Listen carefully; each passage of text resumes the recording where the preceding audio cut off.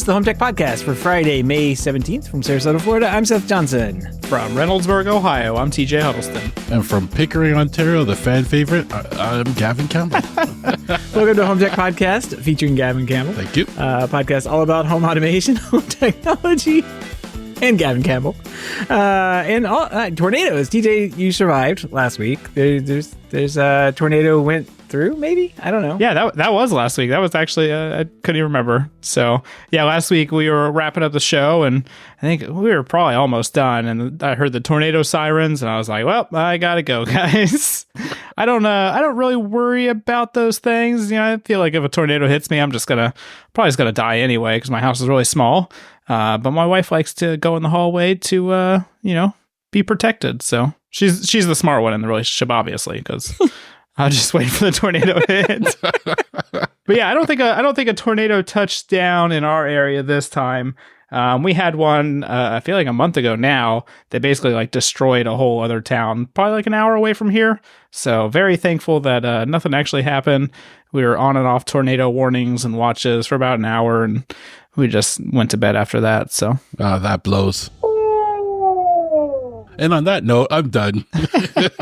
Well, we kind of knew this because, a couple days later, we took over the Home Gadget Geeks podcast over there. And Jim couldn't say anything. We just talked the whole time. So it was great. That was a fun time. If you like things that we talk about here on the podcast, take a listen to that podcast over there. And we'll put a link to it in the show notes. It was number 607. Yeah. But Jim it's more like a broad spectrum podcast. He talks about all sorts of stuff on there. Could be printers, could be computers or servers one day, like he's all over the place as far as gadgets are concerned. And yeah, it's a fun listen. I like it. And it was nice because it wasn't necessarily like stories or anything like that. It was more like our opinions on certain topics, like you would ask us a question and we give them our opinion, and you may not agree with it, but let us know. Yeah, and honestly, you got to learn a little bit about Seth, which I've been working with Seth for a couple years, and it's just kind of interesting to learn some of his background there, which I'm sure he's talked about in some capacity in the past 12 years he's been doing this podcast. But it's kind of a nice little intro there. So if you haven't listened to it, if you don't know much about Seth in general, I think that's a good episode to listen to. But we all talked about quite a lot there. If we were forced to listen, you should be forced to listen. So go check out the podcast. Yeah, we're just going to edit it in right now and pretend that's its podcast. Yeah, that's a really long podcast then. It's like, oh no, we've got plenty to talk about tonight. Woo! Including stickers. The stickers have been mailed out, right? Ooh! So actually, I made it a point to myself. I was going to mail them out today, guys. I was like, I got all the names together in an Excel sheet. Google Maps and the addresses to make sure they're right. Doing all this stuff. I had to order labels, like little printers labels for addresses, because I'm not writing all these people's addresses. There's some confusing addresses in Ireland and Australia and wherever other people are. Yeah, I think they just rest there. Like the cat took over and started beating on their keyboard or something. Yeah, I'm pretty sure they just made up the addresses. So I was Googling to make sure most of them looked legit. So I think we're fine. But then unfortunately we had a medical emergency in the family. So I was not able to actually get them mailed out. But everything is here. I'm getting ready. I think we have about 20 people to mail out stickers to right now. So if you haven't sent your name and your address in, you can send it to feedback@HomeTech.fm. And next week, when I get back from Florida, I'll actually mail them out. So you might see them show up in the next couple of weeks. That's what he says now. Yeah. Yeah. It's not a Seth project, though, so I should be able to complete it. I want to give a shout out to all the people in Ireland listening. There were a number that were coming in from Ireland for stickers. I don't know why we're so popular there. Yeah, do you guys all know each other? Because I'm confused. All Gavin fans, too. Weird. Yeah. And the Australia people actually shocked me. There were a number in Australia that I was actually, we go that far. Wow. Yeah, that's pretty cool. And more people from out of the States have contacted us actually for stickers, I believe. So nobody from Jersey yet, though. Sorry, Seth. No. Come on, Jersey listener. Where are you? We'll hand deliver it at this point. Yeah. I don't know about that. I didn't realize you were that rich, Gavin. Oh, I don't know. Because I don't know the financials that well, but I don't think the podcast is that rich either. Well, we'll wait for a few more Patreon, to come in, but we'll see. Send us your address and drop us $3,000 on Patreon. We'll get you those stickers immediately. I get one ticket. All right. Well, we've got a bunch going on tonight. A ton of new, like I thought there was only one thing to talk about because we were talking about the hub all day today. But there's a bunch of stuff, a bunch of new products and a bunch of new stuff going on. So what do you say we jump into these HomeTech headlines? Let's do it. After TJ's brilliant review the other day, Brilliant, a smart home controller and light switch. This is like completely unrelated to his review, though. No, it's all because of the review. It's seeking a buyer after facing financial issues, leading to layoffs and product discontinuation. Existing devices will remain operational, but the company is no longer selling new products. Interested buyers are being sought through a quick bidding process. And I did read some of the owners' comments saying they're trying to sell off things, hopefully hire people back, and keep everything running as long as they can. Not a good thing, though. Doesn't sound good. And this is why I tell TJ to go easy on his reviews, because bad reviews destroy companies, apparently. And TJ, like, I know you didn't give a bad review, but you didn't give a really good review to keep them in business. You guys did not know I was the Marquez Brownlee of smart home gadgets, did you? We've got TJBHD over here, so... No, honestly, like, it's such a weird product. I don't think it's one of those things that like people, I don't know, do people want a tiny touchscreen on their wall that's like not head height? I don't think they do. That was always kind of the weird thing to me that, it's like I have to bend down and yeah, it's not eye level, right? So I don't know. When I see products like that, I'm like, oh, that's cool. But like, it's down there. I mean, some like my lights in my house, I'm looking at them right now. If I'm sitting down, I'm pretty much eye level with the light switch. But like if I stand up, it's like at chest level or whatever. And then if I, some houses, like if they're more ADA centric, they're going to be like even lower, right? So they'll be lower for people in wheelchairs or, because those are like 40 inches tall, I think. 40 to 50 they're really inches low. tall. You're being selfish, guys. Like from us, yes, it's looking down, but for my wife, oh, it's like eye level for her. Like she'd probably love this. You know, my main problem was it didn't really like, it was a closed ecosystem. You know, if it had home assistant integration or stuff like that, you know, it would have been a much nicer product for me. Yeah. I think they should just made it a 2-gang touchscreen and sold it the exact same way. And I think people would have bought it more because it's a larger screen. And those two little slider things to control your lights, those are silly. Get rid of those. You don't need those. Well, they're not dead yet. They're just you know, kind of hanging in there. Hopefully they don't get Will.i.am'd. That would be funny if Will.i.am swoops in, buys them at the last minute, and then does nothing, literally nothing with them, just lets them sit there. Well, speaking of not being dead yet, Z-Wave isn't dead, according to the guys over at Home Assistant. They wrote up this nice little long article. I guess they what did they do? They attended like the conference of Z-Wave manufacturing people in Texas there and had a good time and came back in Austin, Texas, and came back convinced that Z-Wave is going to stick around. So interesting. It's an interesting blog post. We'll link to it in the show notes. I read through it. I thought it was pretty cool. Like one of the things I did think was neat was that there's the Z-Wave JS seems to be used a little bit more in the industry. I guess they found out that was used more in the industry for like troubleshooting and testing and that kind of thing. And a lot of manufacturers are actually adopting that as how they control their Z-Wave stuff. So instead of doing all these proprietary, or not proprietary, but like custom control stacks or custom software, they're centering around Z-Wave JS, which is open source. And I think one of the projects that is part of the open home thing, I think it's one of the projects that Home Assistant actually contributes to. So all good. It's a good read though. I thought it was pretty good. Z-Wave's not dead. I never thought it was. I'm a big Z-Wave fan, as you know, and I never thought it was. So I know people like to say it is, but I think there's still a lot of life left in Z-Wave still. I mean, they're thinking things like Matter are going to kill it off. Matter's not even close yet.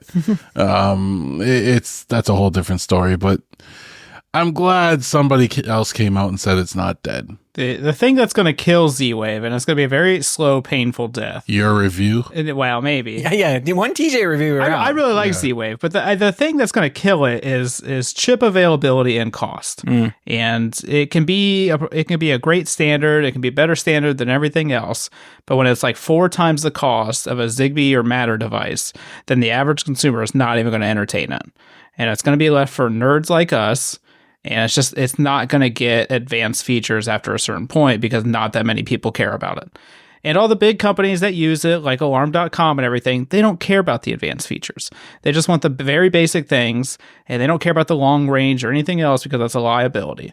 And so I don't think Z-Wave is going to go away necessarily, and luckily it'll keep working. I just don't see a future where they're going to be a prominent player. But I'm seeing the cost of these Matter things. They're not cheap, right? These Matter devices aren't cheap. Zigbee devices were cheap, but when messing around with the Zigbee stuff, sometimes you get what you pay for too, right? But I never thought Matter was cheap. Well, I don't think Matter's cheap because they're making Matter over Wi-Fi devices right now. Yeah. And they're basically using other stuff that they already had laying around, and they're throwing Matter on it and be like, here you go, guys, here's Matter. They're not actually designing them from scratch, and I think that's holding up Matter at the moment. True. It's not a cheap product because they didn't start off with that. Z-Wave, as far as I'm concerned, like, they could survive forever off just the commercial stuff. Like you said, TJ, those companies don't care that you have an advanced feature in your alarm contact, and they're going to pay the bills. And it may be that a few 100,000 people go off they're like, oh, well, we're not going to order a Z-Wave light switch or whatever. But those big companies that are doing the alarm contacts, they're not going to turn their entire product development cycle over on this. Like those products are 10, 15-year products, if not just forever products. Like they're not going to change in a very, very long time. So I don't see it going away. I think it's stuck. Like it's like a cold sore. It'll just keep getting smaller and smaller. I mean, I don't think it's going to disappear or anything, but flare back up from time to time. Yeah. Like a lot of other things. Oh boy, what a fun night here. All right, well, let's move on here. We've got a couple new products. I'm going to blow through these as fast as I can because I know we talked about some of these before, but Aqara has finally launched their M3 Matter Smart Home Hub. They're emphasizing privacy and local home automation capabilities. The hub is offering edge computing for stability and safety, Matter compatibility, encryption for local storage, supports multiple protocols, Thread, Zigbee, Wi-Fi, Bluetooth, IR, which is kind of neat. It turns on and off IR things if you want it to.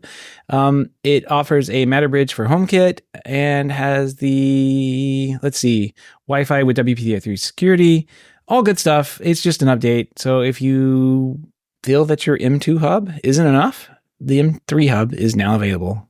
Get out there and get you one. You guys need one? I don't need one. No. Three is bigger than two, so. Yeah, this hub's getting great reviews, in the circuits, but everyone I see reviewing it has been sent one for the review, and of course they're not going to talk crap about it. That's one thing I noticed. So, if you want a good, honest review, Aqara, send us one. We'll talk nice about it for sure. Here's the biggest feature I think we missed: PoE enabled port. So yeah, awesome. Yeah. But the other thing that, Jimmy, he's in the HomeTech hub here, pointed out was this hub had Matter 1.1 on it, which again is, I'm going to be crapping on Matter a few times today for some reason, but this is the fragmentation of Matter versions that, I predicted is going to happen out there.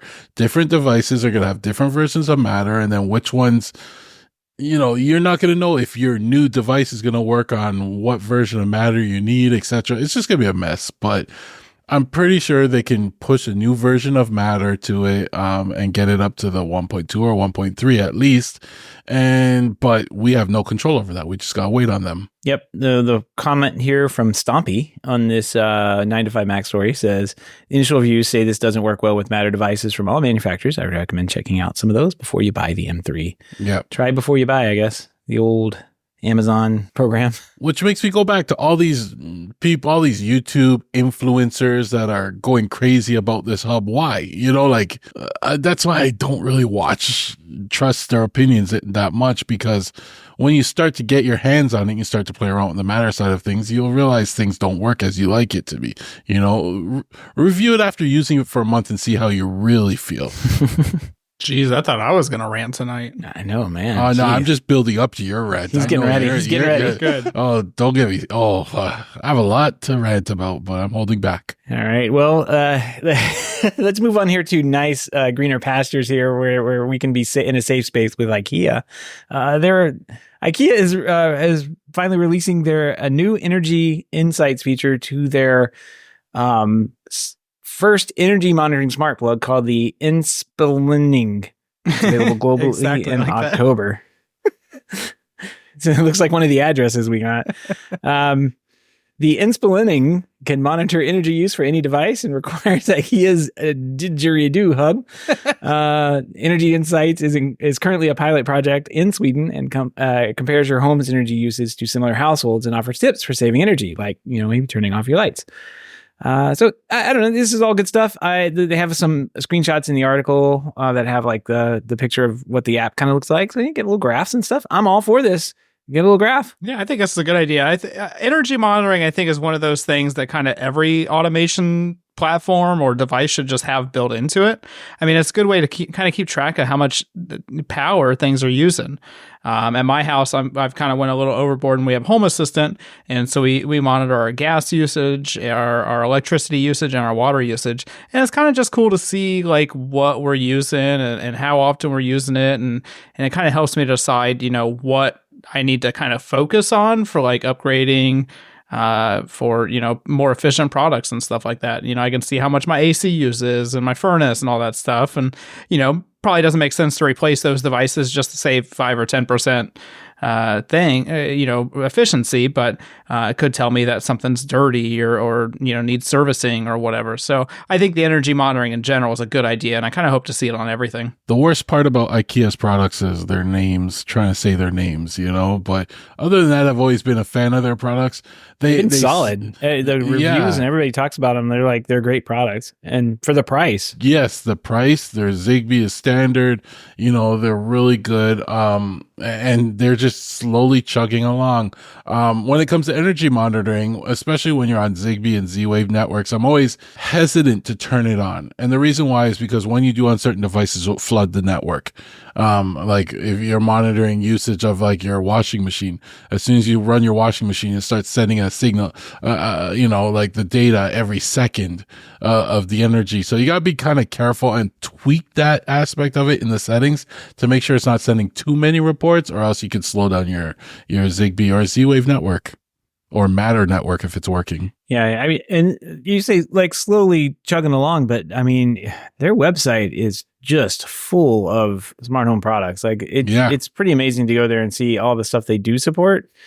I mean, they've got the speakers, the Sonos compatible speakers, like the Symphonisk speakers.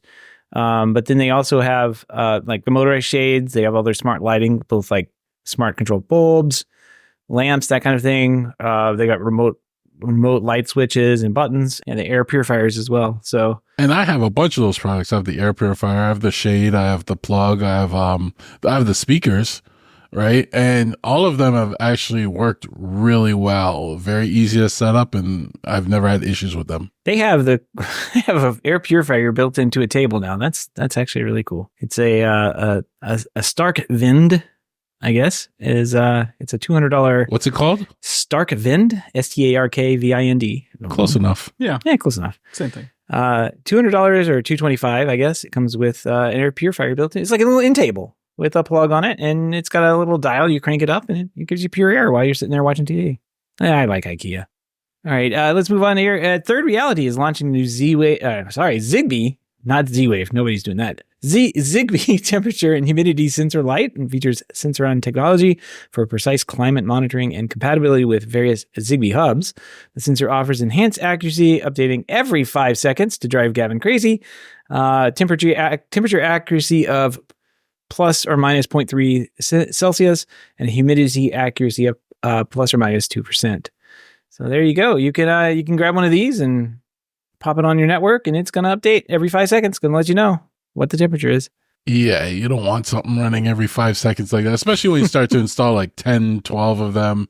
Yeah, exactly. It adds up. You got to be aware of what you're throwing on your network. But this is another company, Third Reality, that's been getting a lot of praise, releasing a lot of good products. But they really stress the accuracy of this. And sometimes you get certain sensors, they only report every minute or something. So, maybe that's too infrequent, but maybe 5 seconds is a little too frequent, but it's accurate. Yeah, I really like third reality devices. I have a couple of them going on in my house. I have their motion sensors, which are just basic motion sensors. And then I have their water leak sensors. And the reason I chose their water leak sensors is because they actually have a built-in siren to them, kind of like the IKEA ones. And so, like, if for some reason the automation doesn't work or whatever, it'll still make an actual audible sound. And so I kind of like that feature. So I think Third Reality is a good brand. I use them in my apartment as well with their retrofit smart switches, and I just think they're a good company. So yeah, this device actually looks kind of nice. It's I think it said 2 AAA batteries are only required, last 2 years of normal use. Yeah, ultra low power consumption. So it's a great little sensor, and it doesn't look bad. Like, it's just a little small box that you can mount anywhere or hide anywhere. I don't know. It's nice for a sensor, I guess. I wonder if you can change like how often it does record, like what rate or frequency. Usually, and I know in my Z-Wave, I have the Zoo's Z-Wave temperature and humidity sensors, and with Home Assistant, I can control how often those update. So I'd imagine with these ones, you could too. Depends on the hub, I guess. Yep. It says it's directly compatible with a whole host of Alexa-based hubs, the Echo Plus 2, Echo Studio. Some of the Echoes it is not, so kind of keep an eye on that. And then works with Homey. There you got your Homey Bridge, your Homey Pro. Smart Things, Habitat, Home Assistant, and Third Reality have that. They have their little bridges as well. So not a bad list there. It's kind of nice. You can pick which route you want to go. It's kind of nice. Anyway, let's move on here. Speaking of Home Assistant, I knew about Home Assistant. I didn't know about a Music Assistant, but I guess they've got a thing called Music Assistant now. Music Assistant 2.0. It's a music library manager that allows you to play your music on various players, speakers. Pretty much like works like Sonos does. Maybe they won't mess up their app too. I don't know. This sounds pretty interesting. Gavin, you said that you spent some time setting this up and getting it working, and you like it. Well, yeah. What's so good about it? This is pretty good. It's a major version update to Music Assistant 2.0. But basically what it lets you do is integrate all your streaming services. So it has support for like I think is it called Yahoo Music, and I use the Deezer, and Spotify thinks on there. You bring it under one interface. So you can search and it will search across all of them, and you can play from even your local files all in one interface. And then you can also send the audio to multiple different types of outputs. So you can send the audio to AirPlay or Sonos. I know Sonos supports AirPlay, but you get the idea. Well, yeah, but you get the idea. Like there's various targets you can choose. You can send it to multiple at once, keep them in sync, etc., etc. It works really well. I've been using it with Deezer in my setup, and the interface is all in Home Assistant. It has its own interface, but it's integrated highly with Home Assistant. So you can have a page just for this where you can browse your music, you can make playlists, you can view what's playing, and you can control everything from, adding to your playlist to where it's playing. So if you're looking at like for something to unify all those apps into one, you can get this. You can install this in your Home Assistant setup, and then you no longer have the 5 different apps on your phone. Yeah, I mean, it's pretty much what Sonos does, right? Like, yeah, but it's pretty much what Sonos does, but Sonos sends it to Sonos speakers, right? Right. This will let you send it other to ones. Yeah, so you could send it to Sonos speakers, but on top of that, if you had other AirPlay speakers, you could send it to those as well, like your TV or something like that too, right? So it kind of opens up a lot more possibilities. Well, Home Assistant's definitely getting sued. I can tell you that. Well, Home Assistant doesn't make this. It's Music Assistant, so we will see. Ooh. Yeah, and Home Assistant doesn't make any money, so what are they going to sue them for? Are you going to sue a nonprofit foundation? Take over the Open Home Foundation. Yeah. There you go. Good luck, Sonos. This is mine. Yeah, this looks pretty cool. I will have to check this out. So it's a little add-on. You just click and it installs it? Yeah, if you run Home Assistant in a VM, for example, or on its own hardware, it's as easy as just installing. It's an integration, right? If you're running Home Assistant, I think in a Docker or something, you might have to install it in its own Docker and link it. There's a few more steps, but it was pretty easy to set up and get going like right away. Yeah. Looks like a good project, and they've been working on it. It says for like 5 years. This guy in this blog post. So yeah, it's a nice little update. I just installed it. Let me go ahead and start it. Because why not? There it goes. It was easy. 2 clicks. It was installed. I don't know what I'd do with it now, but yeah, that was the confusing part. So you got to add your sources, and then you got to add your targets, I guess. Oh, and then you'll now have and that requires getting APIs and tokens and stuff like that. But I suggest you do that after the show. We only have like an hour or so. It says 502 bad gateway, so maybe I need to wait for it to finish doing its thing. This is why we don't let you touch the tech.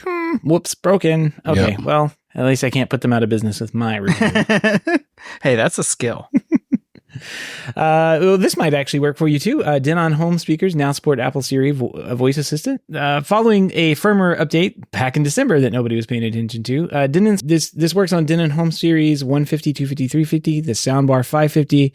All starting at about $250. Now offer the Siri voice control, and I don't know. This seems pretty cool. We were talking a little about this before the show, and we couldn't really think of any smart speakers that do this, that have Siri integrated. Now, this does require that you have a home pod on your network to do the processing, but for the most part, this works just like your Ecobee thermostat, right? With better sound quality, hopefully, than your thermostat. But yeah, for the most part, I can't think of any other speakers that are doing this. Can you? Nope. No, that's the first time I've heard of this. I didn't even remember the Ecobee thing until you mentioned it.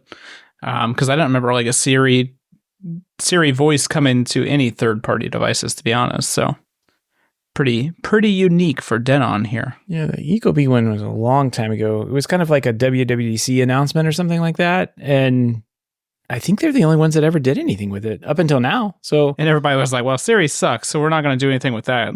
Yeah, exactly. Oh my gosh. Are you going to give us a Siri review? Apple is not going out of business. No, I don't think we need to do a Siri review. I think everybody knows how awful Siri is. And they're still in business. And we've just accepted it for somehow. Exactly. The default awfulness. I mean, it's just getting to be like, as each day that goes by where OpenAI has this crazy demo, or, just like, it just gets more and more embarrassing. And it's like, they're going to have to just like, wow, everybody this year. Well, I have hopes for Siri because they signed, I think they signed the deal with ChatGPT now.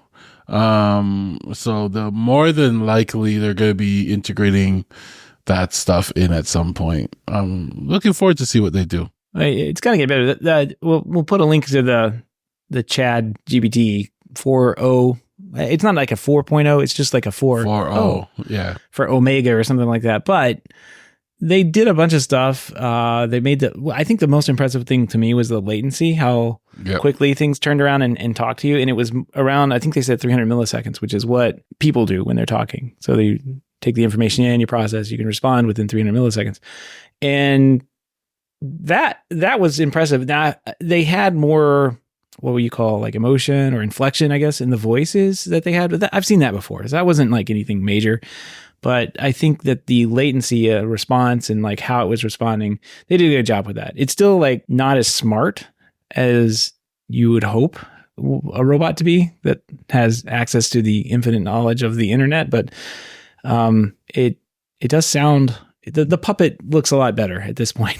It's working a lot better. I think, I mean, I was talking to somebody at work today. I'm like, this thing, it's like C3PO. You're like, this is, we're getting close because it's like awkward. It's really like, it's cringy to like look at, and it's funny. Yeah. And it kind of gets stuff right sometimes. It's got some facts that it can tell you. So it's just like C3PO. If they made it C3PO's voice, it'd be perfect.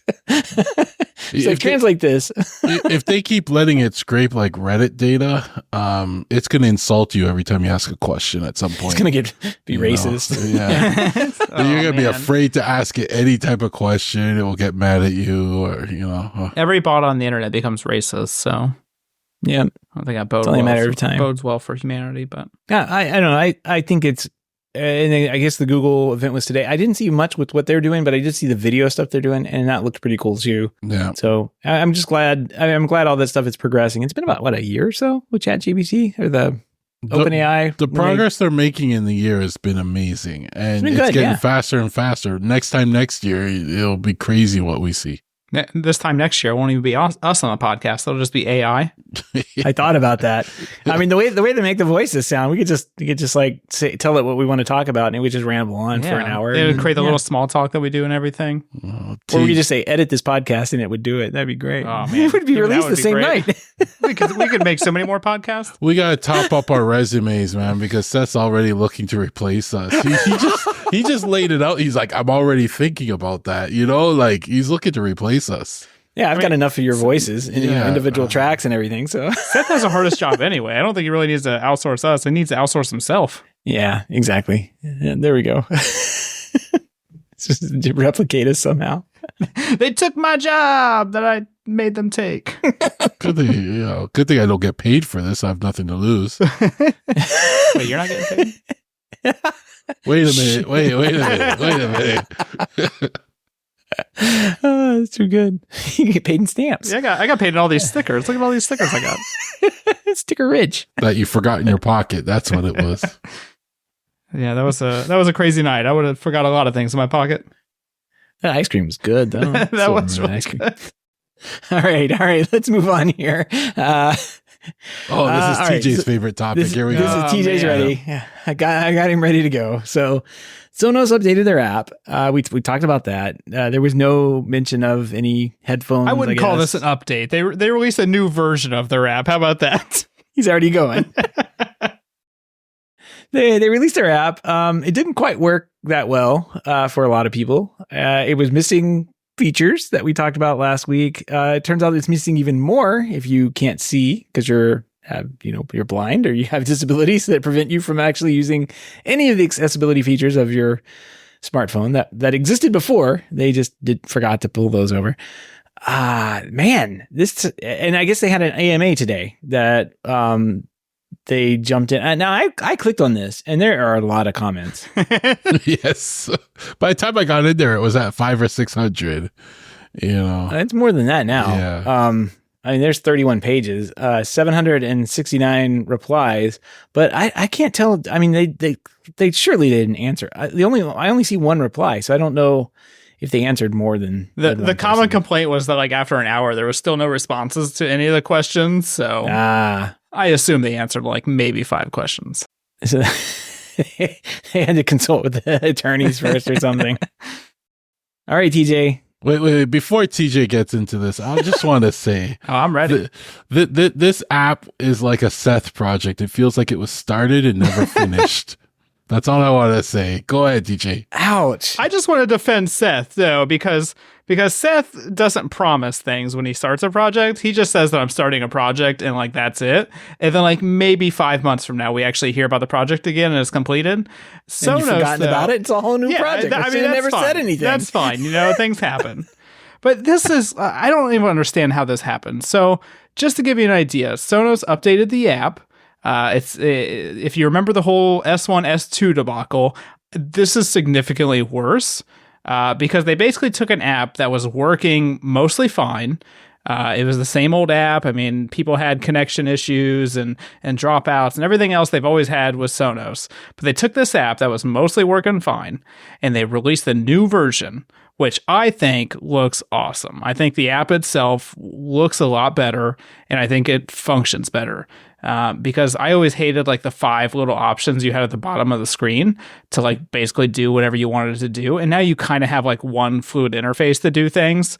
And I think that part is really good. I think they nailed that. What they didn't nail is giving you the same features in the new app that the old app had. And I don't want to run down this list right now. This list was posted 4 days ago. And these are things that are not in the app right now that were in the app before and when they're coming back. Blind people. If you're blind or visually impaired, you can't use your Sonos products until May 21st because they didn't build accessibility into the new app. Adding to queue and playing next. That's coming in early June.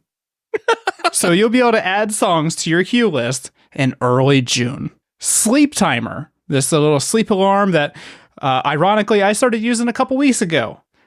You can't use that until mid-June. And so they pushed out like a rapid update where they like allow you to make an alarm, but I don't think you can cancel or edit it at the moment. So that's just keeps weird. going. Wait, you can't cancel the alarm? They just like made it worse. You can't. Well, speaking of cancel alarms, you can't snooze alarms until mid-June. Local music library search and playback, mid-June. Update Wi-Fi settings, mid-June. Wait. Update Wi-Fi settings. You don't need to do that. Yeah, so like let's say you move or something and you get a new Wi-Fi or you get a new router and you want to connect that router or that your Sonos speakers to the new Wi-Fi router. Guess what? You can't. You know what you have to do right now? You have to factory reset your speakers. If you have multiple speakers, you got to factory reset them all just so you can connect it to this new Wi-Fi name. And Sonos shot themselves in the foot by getting rid of Sonos Net. Because traditionally you would just plug in one speaker and there you go. All your stuff would be there. But guess what? On newer products, they don't have Sonos Net. So good luck factory resetting all your stuff. And they might not even add to your system again. Because a lot of people are posting that they can't even add products to their Sonos account right now. So I don't. Why? Why would you do this to yourself? I mean, it sounds like mid-June is probably when they should have released this. Right.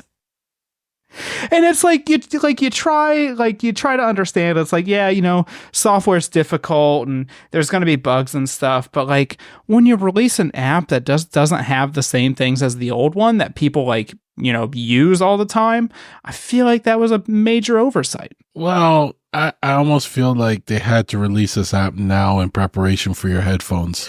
This is all your fault. Well, this is all your fault, TJ. And that's supposedly the rumor. Yeah. But I don't think anybody needs headphones that bad. You could have just waited because it sounds like the headphones aren't coming until mid-June anyway. Mid-June. So like, why did you rush out this update? You should have just waited.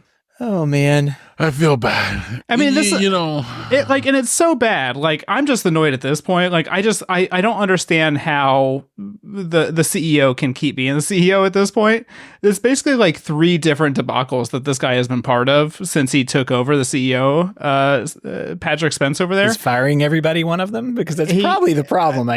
I would think, you know, because he had the whole recycling program, which was like whatever. I think that was blown out of proportion by the media. Definitely. They had the S1, S2 debacle, which I think could have been handled better, but that's kind of whatever. And now you have this whole new app update.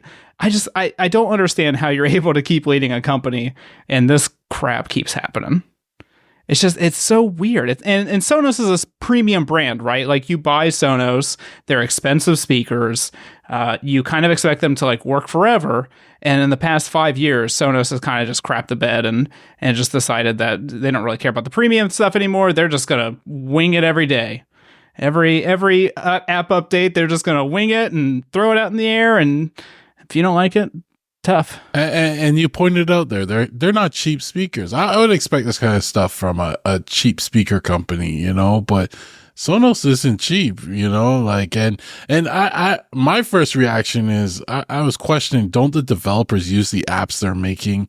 And Morton in the Hub pointed out, like, sometimes the developers are in fights with the marketing people because the marketing people gotta get something out, and the developers, even though they say it's not ready, they have to prioritize what they can get ready in time to meet deadlines. And I thought Wi-Fi should have been at the top of the list, but nah, maybe there was something else. And it just sucks because, like I said, because I think the app, it looks really nice. I think it's well designed, and I think the actual UI update is really nice, but it's overshadowed by all this awfulness that should just not exist. Like, they could have just pushed the update out in mid-June and everybody would have been like, look at all these features and this new app. And they would have just been, and it works. They would have been angry about how the app looks instead of like all the functionality missing about it. But maybe that was also Sonos's goal. It's like, let's not talk about the design. Let's just talk about these missing features that'll come back eventually. Well, they would have been more mad if their headphones got released next month, but the app's not ready till mid-June. So yeah, Patrick Spence, you should be fired. Sorry. I will say it's probably what happened. It's probably what happens to most companies when they do the original Sonos leadership was there for a long time. I can't remember his name for some reason. It's just escaping me. But like, he was pretty like his goal was to make the best home audio system, right? Patrick Spence was the CFO. Like, he was the money guy. And the first thing he did when he got it in is fire people. And the next thing he does every subsequent year is fire more people. And like, just, I don't know. It's not the same company as it used to be, unfortunately. And I think we just have to live with that. And we'll see what the headphones come out, the $500 headphones that TJ is going to get for sure. No, I'm not buying them now. I'm boycotting Sonos. No, you have 100% boycotting. That's how bad this is. It'll be mid-June. Everything will be back to normal in mid-June. Nope, don't want them now. I'm going to buy some Bose headphones instead. Mid-June. It's around the corner. Sorry that we pretty much going to put Sonos out of business with that TJBHD review, but like Fisker out of business. TJ, thanks a lot. Brilliant out of business. Brilliant. Wink out of business. I'm sure we had something to do with Wink too. Are they still in business? Wink? I've never heard of them shutting down, so I feel like they are still. I think it's like, yeah, they're still there. Wow. Maybe we should contact will.i.am, be like, hey, you should give this to us. And then we buy Sonos, turn it all around. we'll buy Wink, Brilliant, and Sonos and turn it all around. I just went to the Wink status page because that's where I go. The Wink website's up, but everything has got green checks. But for whatever reason, since April 14th, which is a whole month ago at the time we're recording today, they're investigating intermittent issues with controlling and reconnecting Philips Hue devices. So Wink and Sonos must have the same programmers. Or maybe they just forgot to take that notice down. I don't know. Oh, too good. They're still there, though. Plugging away. All right. Well, let's move on. Sorry, Sonos. There you go. It is. Well, let's talk about things that matter this week. Do we have time to rant more about Matter? But Matter 1.3 came out. It's going live. We are trying to get Daniel back on the show. So hopefully next week we can talk a little bit more about Matter 1.3. But I think, Gavin, you had thoughts about this. It's like we've got new features in 1.3, but we just don't have the adoption. There's like we were talking about earlier, Aquara releases a hub, brand new hub, M3 hub. Does it have Matter 1.3? No, 1.1. Doesn't even have 1.2 and we're already at 1.3. We need to get Daniel back, talk me off the ledge again. I'm jumping, I'm just hanging on right now. So the fragmentation is just killing me now. But we saw this. I kind of saw this coming, but there must be something I'm missing here. So Daniel, clear it up. About 5 years of your life. That's what you're missing because you got to wait 5 years for the standard to do something. They're probably just waiting for 1.5, or maybe 2.0. Just get the big ones. 2.5. Because Matter 1.2 launched, as I said, 6 months ago.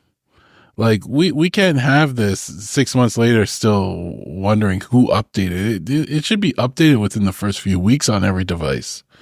We got to keep things in sync. Yeah, I don't know. That's not how these devices are made, though. These devices, the Aquara Hub probably was not even barely in production. And so they were working on Matter 1.1. 1.2 comes out and they're like, yeah, that's nice. Let's release this product. And they got 6 more months to go before they ship a product. And now their product is rolling out the door. Everybody's excited that it works and it's got 360 IR and it's got Matter 1.1. So hopefully it just takes an update, right? They'll get to the working on that when all the bugs are. But until that, you guys say, okay, I have a Matter device, but does it work with this? Right. It works with my Amazon device, but not my Siri. But, we're used to things not working with HomeKit. But, that's what you now have to think about because of this. Right. What's it going to work with? It would be nice if these hub companies, and I say hub companies generously, big Aquara, Apple, Google, Amazon, they got in a race, who can be at 1.3 the fastest. Yeah, it would be nice, but we all know that's not how it works. Apple will give you an update maybe once every year. Yeah. Google will give you an update, but then discontinue the product. Amazon, I don't know what they're doing over at Amazon. But they're probably on the ball over there. They'll release new products with the update, so you have to upgrade. The old products don't work with it anymore. Yeah, exactly. Yeah, well, you can keep that Echo. You need a new Fire tablet. Yeah. Yep. All right. Well, all the links and topics we discussed tonight can be found over on our show notes over at HomeTech.fm/482. All right, nothing in the mailbag this week, but we do have a pick of the week. And TJ, I do not know where you found this. This is hilarious. This is an Android tablet like you would hang on your wall, right? It's got 2 modes, though. Tablet mode and DVD mode. And what might be DVD mode? It just doesn't make any sense. Well, this has got to be the show art this week. This thing, the tablet, the touchscreen folds down in the front, and then you put a DVD inside, and you close it, and you can watch that movie in there. amazing. Simply amazing. I want to buy this thing. It's only $89. It's on sale. It's $20 off. Normally $109, which I find hard to believe. But I have no reason to own this, but I want to buy one so bad, just so I can go to places and be like, yeah, my tablet was playing a DVD the other day, and wait for somebody to correct me and be like, no, you were not watching a DVD. Be like, no, actually, check this thing out. And I whip it out, and I'm like, look at this. Where did you get a DVD from? from the pawn shop. That's where. Yeah. Yeah, this thing is pretty sweet. It's not a Blu-ray player, so you can't play those fancy Blu-rays, but you can play DVDs and CDs, which I think is all right. This would go so great with my Android tablet cassette player. I would not be surprised if Samsung made that. I'm really worried because I'm reading this, and the product description says 10.1-inch quad-core tablet, case, and keyboard. Does that mean that it's just like a case where you can store your DVDs in the wall? Or does this actually play DVDs? I'm so confused. I go to their website, and if you try to download the manual, there's an application error. So you can play DVDs. Like, it would be a waste if it just stored one DVD. It's all a waste. But carry your favorite. What am I going to do with the DVD though? Everywhere. I have no other place for it to go. No, this 100% plays DVDs. Yes. What do you store in a DVD in a tablet for? Like, people have needs. They have their favorite DVD. Why'd you find it? You're going to have to store it somewhere. Like, you bought the one DVD. It's going to go there. It's just Bluey on repeat. Okay, so it allows you to play DVD, video CD, VCDs, CDs, and MP3 discs, I suppose. I don't know. And you can hook it up to your TV with like an HDMI cable or something too. So, okay. I mean, you could just have this as a glorified DVD player for your house. Oh, man. And it's $89 when you purchase online. Yeah. I love it. I don't know where else you could purchase it. 1280 by 800 resolution. Oh my gosh. And it has USB-C, guys. I'm in love. Oh my. I was assuming it might be like for USB. So old school tech with new school tech. and a headphone jack. I mean, what else would you want besides USB-C and headphone jack? Oh man, amazing. Oh, so this isn't, the way it's displayed is like a wall mount thing, but this is like a big giant computer thing that you basically, it's like a laptop essentially that you open up. Well, it's basically like, if you remember like the portable DVD players that you always brought in the car, and we weren't rich, so I never had one of these, but I knew people that had them. And it, the normal one, it has the screen, and then it folds out, and kind of like a laptop, basically the same shape as a laptop. And then you had the little buttons and where you put the DVD and stuff like that. This basically just puts the DVD behind the screen. Oh, it's sold out on Amazon. Well, you can it's get it in at stock Walmart. here. You can get it at Walmart.ca. Canadian Amazon sold out. Yeah, it's a portable DVD player, tablet, Android tablet, and it's got USB-C. So there you go. $89. If you're listening to the show and you buy one, I'll send you 2 stickers if you send us proof. You can put them on your DVD case thing. Somebody's going to listen to this and be like, I actually need this. So yeah, I could see it having its uses, I suppose. I can see this for like kids on a car trip. Yep. Because like you don't always have cell service. The Android tablets always suck. So, I mean, hopefully you can at least get to DVD mode without much effort. Oh, look. People also bought with headphones and then a CD DVD wallet. Like I've seen one of these in 20 years. Oh, yeah. Look at that. All right. Well, good find, TJ. Yeah, you're welcome. All right. If you have any feedback, comments, questions, pixel leaks, or great ideas for a show, give us a shout. Our email address is feedback@HomeTech.fm, or you can visit HomeTech.fm/feedback and fill out the online form. Project updates. I'm the only one that have anything in here. I guess I was the only one doing stuff this week. I don't know. Gavin, I heard him like mumbling when we started the show. And he was like, where did I put where is the code for this? And I think he was going back and forth trying to find some code. So yeah, I was digging through the Home Assistant code, trying to find something specific. But if I find it, maybe that's a next week project. I'm gearing up for Infocom in June. So kind of slowing down what I can do around here. And then work is kind of taking over because everything we have to have done for our booth has to be done next week and shipped. So kind of working on that with the office. It's got to be shipped. It goes to the advanced warehouse, or we have to wait and ship it directly to the venue. So either way, stuff gets there. Weird how early you have to do a lot of these things. I found somebody else that was doing a Home Assistant or a Control 4 Assistant driver integration thing on GitHub. And I was like, you know what?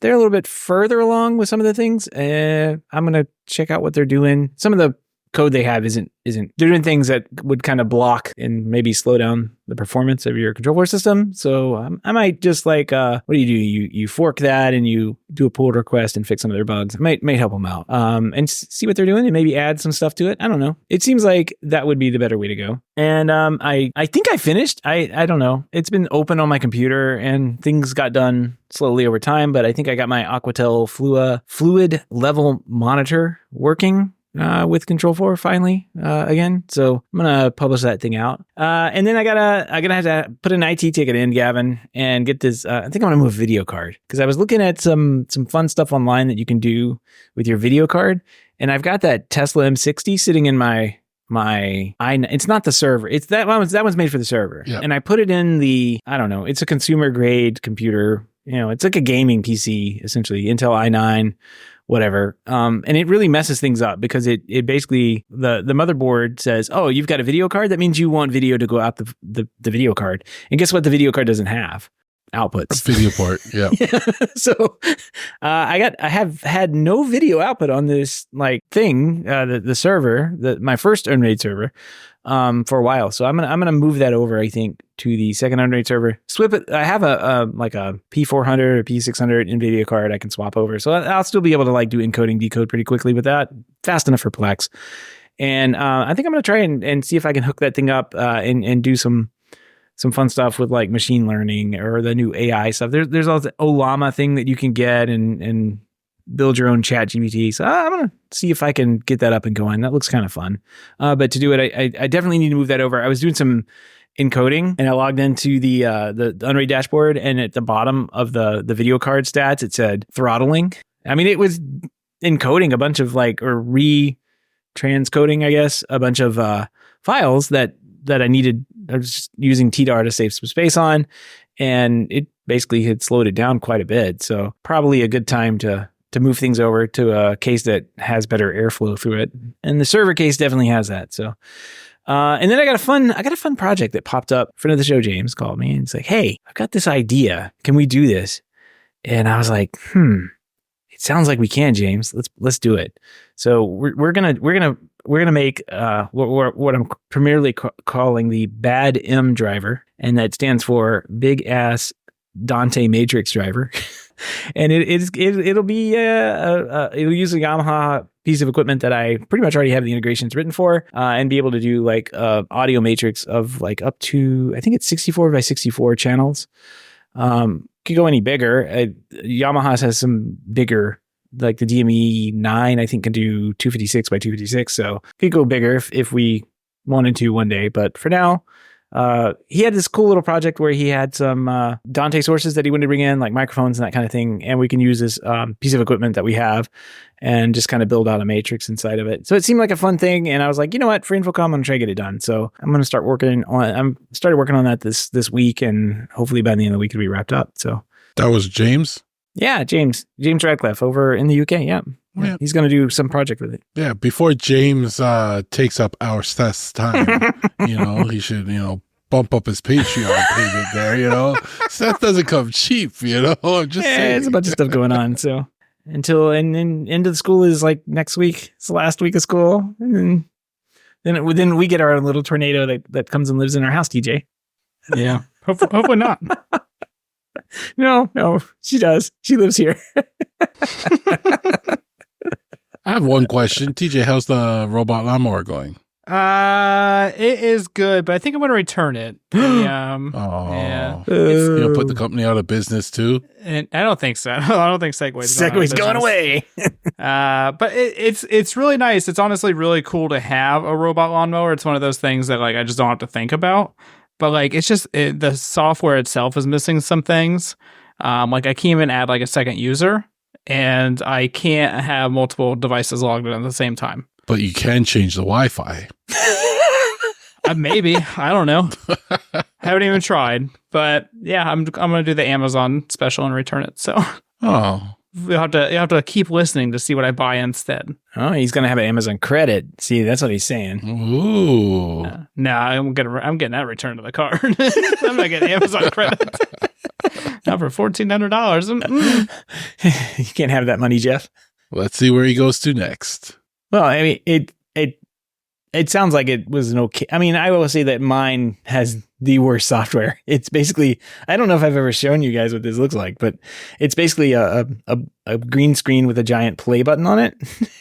And it means go. And that's pretty much it. Like there's no. I mean, what else do you need? Yeah. I mean, with mine, for sure. It's time to mow the lawn. No, I think my money would be better spent with like a used Husqvarna. And I've been looking at like the Husqvarna 430X or 430XH.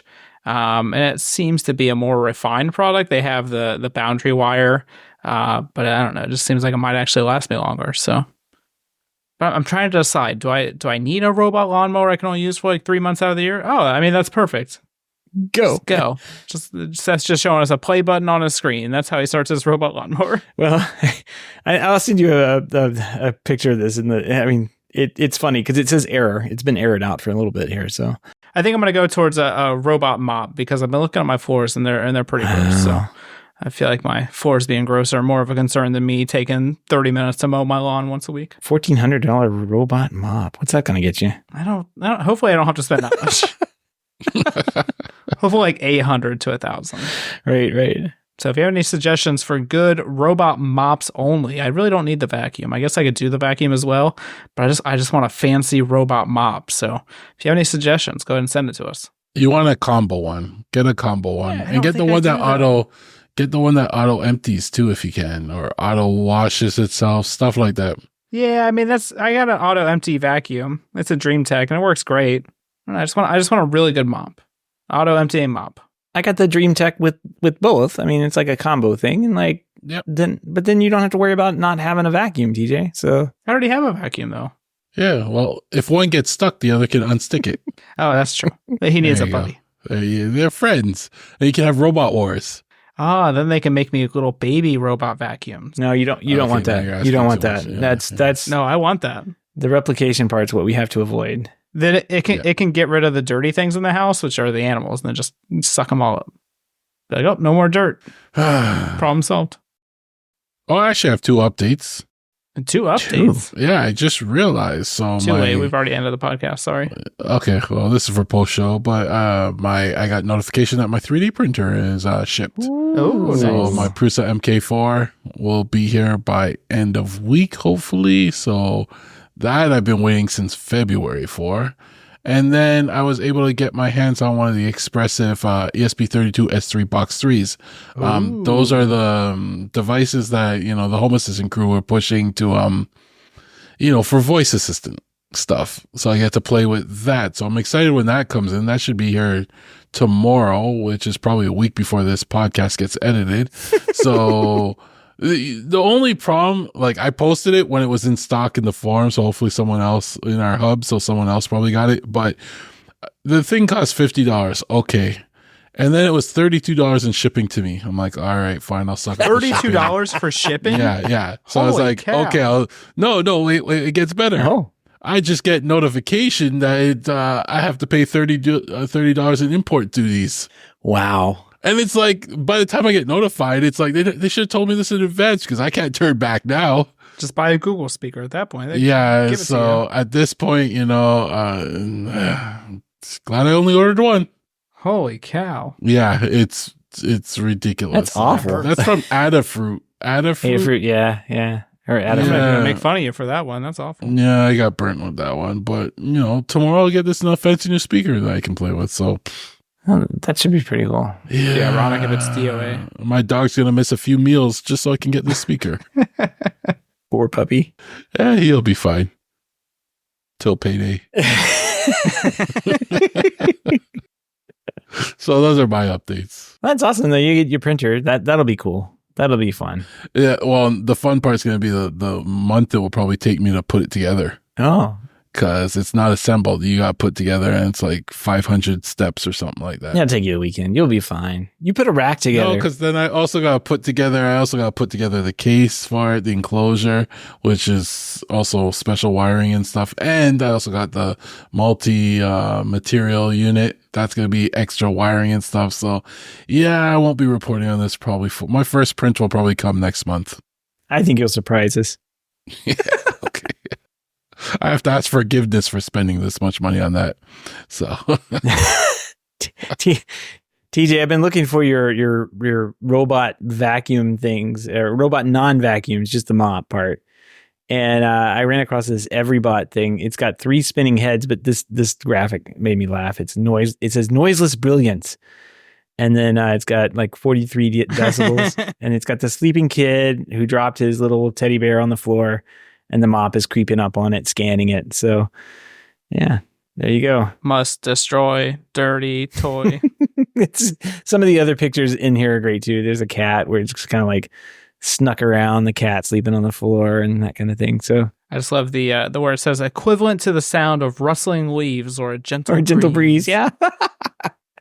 Yeah, that would be the one to go for. 43 decibels is pretty low. So clean without concerns. It's on sale. Oh, it's got a handheld remote control. I mean, obviously, I'm gonna get this. Yeah, I don't need a smartphone app. I need a remote control. Yeah, why would you do it? IR will never fail you, except every other time. Never. It's only compatible with Matter 1.35. Oh, throw it away. That's no good. No. Oh, that's too good. All right.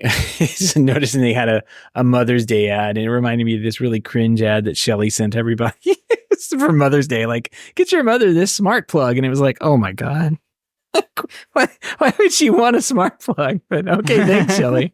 Good try. You don't know how often I've actually installed like smart home devices, like a Ring camera or something, because somebody's husband got it for them for like Mother's Day, like 3 years ago.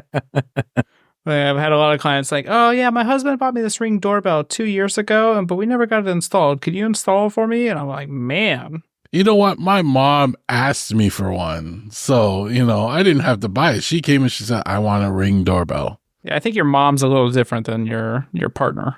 Yeah, true. Like, would you give Rose a video doorbell? No, I don't want to see her. I don't want her to see me leaving and coming and going. No, exactly. I want to control all that stuff. I don't even give her access to our current doorbell. Nope. Otherwise, she'd see my 3D printer getting What is this? It must not be working. Giant packages. Yeah, it's like the video, the camera crashed as soon as that delivery happened. It's really weird. Yeah, really weird. Oh man, well, keep us updated on the printer for sure. And TJ, let if you find any of these, I was looking at the reviews. The reviews aren't very good on that. It says, yeah, I wasn't gonna buy that one. Just so you know, Seth. As soon as I saw the handheld control, well, I'd have to control with my Bond bridge then. If it even works. Yeah. It's IR. You know it's IR. Yeah, I can program it. Oh, there you go. But if you just want gentle rustling leaves, that's the way to go. That's what I need. Because I definitely have my robot vacuuming or mopping next to my head. While you're sleeping. Yeah. While I'm sleeping. Naturally, the time you want the house to be cleaned is when you're sleeping. So, yeah, mine. I assume this is probably a normal feature, but mine the other night was vacuuming and it ran out of battery, so I had to go back to the base, and I was like, we'll resume cleaning once we charge up a little bit. Well, it happened to resume cleaning at like midnight, and it started going down the hallway, and I hear, and I'm like, nope, turn this off right now.